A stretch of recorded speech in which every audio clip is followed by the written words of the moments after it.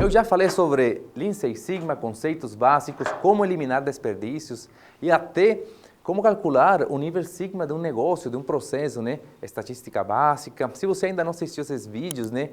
Já aproveita, dá uma olhada nesses vídeos, mas pode ficar nesse aqui até o final e depois assiste os outros para você ter uma noção melhor sobre o que é o Lean Six Sigma, essa ferramenta fantástica que está mudando, né, o mundo dos negócios em relação à melhoria de processos e redução de custos e investimento. Olha só, vamos falar sobre teste de hipótese. O teste de hipótese é uma ferramenta da estatística para você calcular hipóteses, né, para você confirmar coisas, né? E como que você utiliza ela no Six Sigma, né? Ela te ajuda a você fazer suposições de uma população. Através de uma amostra, você pega a amostra, né, e faz a suposição de uma população. E por que o teste de hipótese é muito importante? Vamos lá. Olha só, o teste de hipótese ele é importante porque ele te ajuda a reduzir custos na sua empresa. Você não precisa, às vezes, olhar a população inteira para determinar uma conclusão. Você pode, através de uma amostra, você define o que está acontecendo no seu processo. Olha que interessante, que massa. E por que é importante o teste de hipótese, utilizá-lo no Six Sigma, nas empresas? Porque ele te ajuda a reduzir custos. Olha só, você reduz custos porque você não precisa de uma população inteira para fazer uma conclusão. Você não precisa medir 1.000 peças, vou medir as 1.000 peças para ver se está conforme. Não, você pega uma amostra e com isso você conclui com 95% de confiança, 90% de confiança, porque mesmo você fazendo com a população inteira, tem chance de errar. Então, faz com uma amostra também. E olha só, outra coisa interessante é que ele te ajuda a você confirmar melhorias.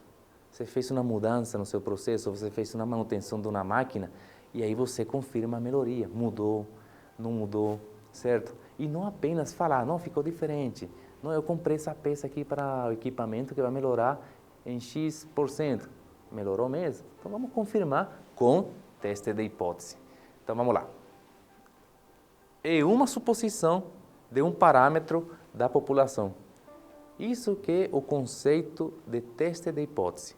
E ele funciona assim, ó. Vou te explicar aqui a partir de agora, você vai entender o que é o teste de hipótese. Você tem que formular uma hipótese e você fala assim, ela é verdadeira ou ela é falsa, certo? Ou diferente, olha aqui, ó. Você fala assim, tipo um julgamento, né? É culpado, né? É inocente, né? Ou, contrário de inocente, seria culpado até se demonstre o contrário. Então, no teste de hipótese, você faz a mesma coisa, só que a terminologia muda. Não se utiliza nem inocente, nem culpado, nada disso. Apenas se utiliza, você aceita ou rejeita a hipótese. Então, como que se formula essa hipótese? Você formula assim, ó. Você tem uma hipótese nula, que é o status, né? É o que você tem aí no momento, e você quer fazer a parte oposta, né? Então, que é a hipótese alternativa. Olha que interessante. Então, a hipótese nula e a hipótese alternativa. Nula não significa que é negativo nem nada disso. É por causa que vem do inglês, né? Null. Então, por isso que colocaram nula, né? Mas é a terminologia utilizada na estatística. Agora, olha aqui. Uma forma, né, de determinar esse tipo de hipótese é assim, ó. A formulação. Em média, os funcionários da empresa bebem 100 ml de café por dia. Isso aí o dono fala, né? Então, para quê? Querer reduzir custo, alguma coisa assim? Não sei. Mas imagina que o dono falou isso. Ô, gente, o povo está bebendo café demais, né? Em média, eles bebem 100 ml de café por dia ou mais. Mas os funcionários falam, não, a gente bebe menos. Então, vamos confirmar a hipótese alternativa. É isso que faz o teste de hipótese. Você tem uma média, que são 100 ml, você fala que bebe mais, mas você confirma se bebe mais ou bebe menos. Então, a hipótese nula ela é determinada com esse H com um zerinho embaixo, né? Então, a hipótese alternativa é o H com 1. Sempre é assim, não tem mais do que isso. A hipótese nula e alternativa, ok? Igual que um julgamento, eu coloquei até esse desenho aí para vocês ficar lembrando um pouco do julgamento e tal, que que você tem que formular uma hipótese. É um requisito do teste de hipótese. Você tem que formular antes de você prosseguir. Olha só aqui, ó. E essa denotação que é realizada, né, pela estatística, ela denota dessa forma, né? Você fala que na hipótese nula, você fala que a média, né, você utiliza essa letra, 1000, porque você quer determinar a população. Por isso que utiliza essa letrinha aí. A média da população é maior a 20%. Mas você fala que ele é menor a 20%. Então, o teste de hipótese é isso. Então, você fala uma coisa, mas você quer determinar se está acontecendo algo diferente. Em todos os livros de Seis Sigma, de estatística, do que você quiser avaliar, teste de hipótese, vai aparecer essa tabelinha desse jeito aí, igualzinha, não tem nada diferente. Só que você tem que aprender a fazer a leitura dela, né? Tem muita coisa aí, mas você vai ler apenas o necessário para calcular o teste de hipótese, para você entender, principalmente nesse vídeo aqui, ó. Então, você tem dois tipos de erro. Você pode cometer dois tipos de erro. O primeiro erro chama alfa e o segundo erro chamado de beta.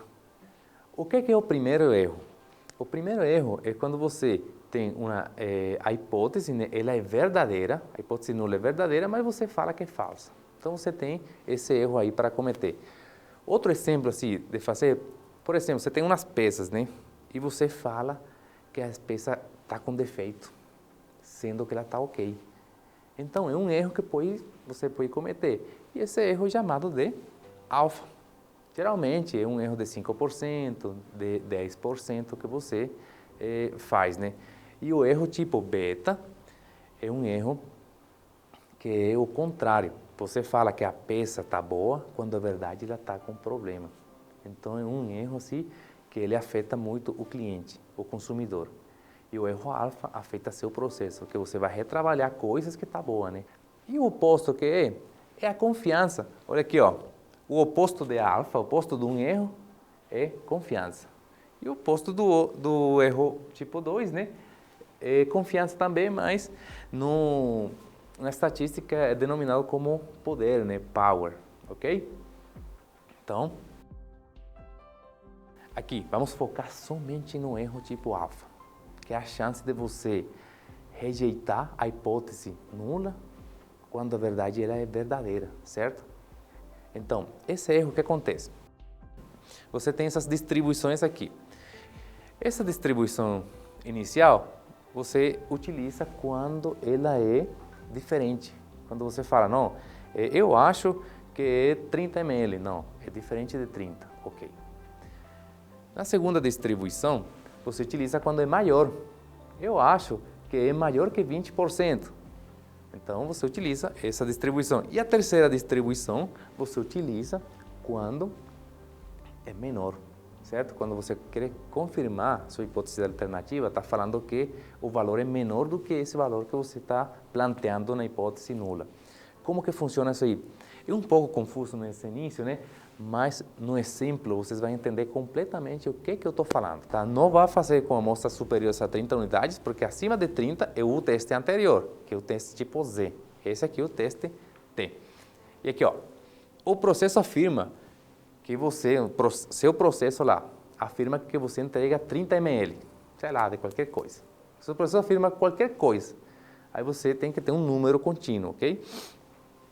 Mas ela afirma que tem 30 ml. Você quer saber se o valor é esse mesmo, a partir de uma amostra de 23 unidades. Então, você já pegou uma amostra menor que 30, é rápido, sim, um pouco mais rápido. E você tem uma confiança, né, de 95% para você tomar essa decisão, se realmente seu processo está entregando isso que ele está falando. A média dessa amostra de 23 deu 27 ml, então deu menos, certo? É 30, então deu uma média de menos. E um desvio padrão de 7 ml, ok? Sua amostra de 23. Então, olha só.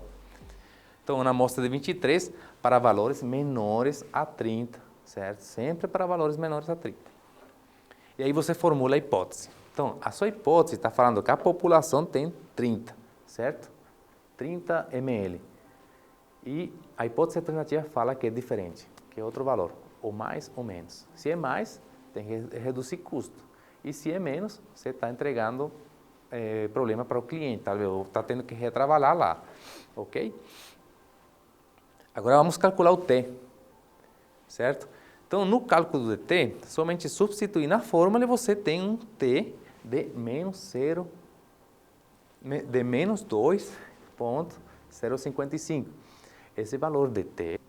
Agora vamos calcular o T crítico. Você tem aquela planilha, né, que está no finalzinho dos livros, e para esse caso, com a amostra do TED Student e amostras menores a 30 unidades, você seleciona a distribuição T. É muito fácil, você encontra lá, distribuição T, distribuição Z, é bem fácil de achar. Só que na distribuição T, ele te pede os graus de liberdade, certo? O que são esses graus de liberdade? Olha aqui.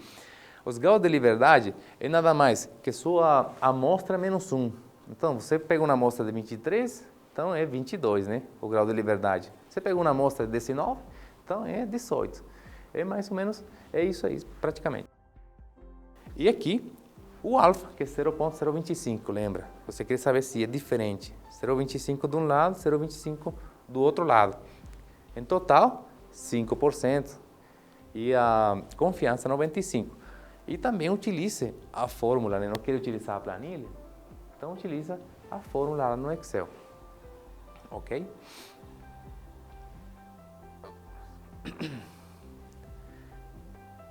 E a nossa conclusão é o quê? Onde que está? Eu já calculei o T crítico, correto? E o T, né? A estatística T. E onde está essa estatística T? Ela está aqui, ó, dentro dos meus valores. Então, o que eu falo? Que meu processo ele está produzindo conforme. Então, a estatística me mostrou através o teste de hipótese que ela está produzindo dentro do o valor que eu estou falando. Então, em conclusão, a hipótese nula ela é verdadeira.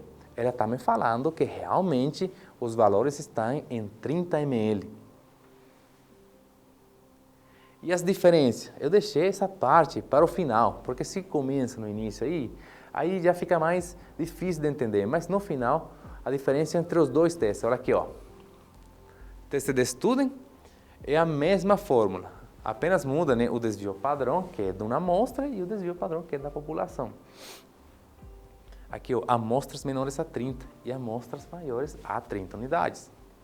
Aqui utiliza a distribuição T, e lá utiliza a distribuição Z. Grau de liberdade, né? N-1, e aqui você não utiliza graus de liberdade, porque você já tem outro tipo de distribuição. E a fórmula, ó, é só substituir na fórmula. Se você ficou com alguma dúvida, já faz um comentário no vídeo, que eu vou te responder por aí mesmo, tá? E também não esqueça de deixar seu like, se inscrever e ativar o sininho das notificações para você não perder nenhum conteúdo desse que é de alto valor agregado, hein?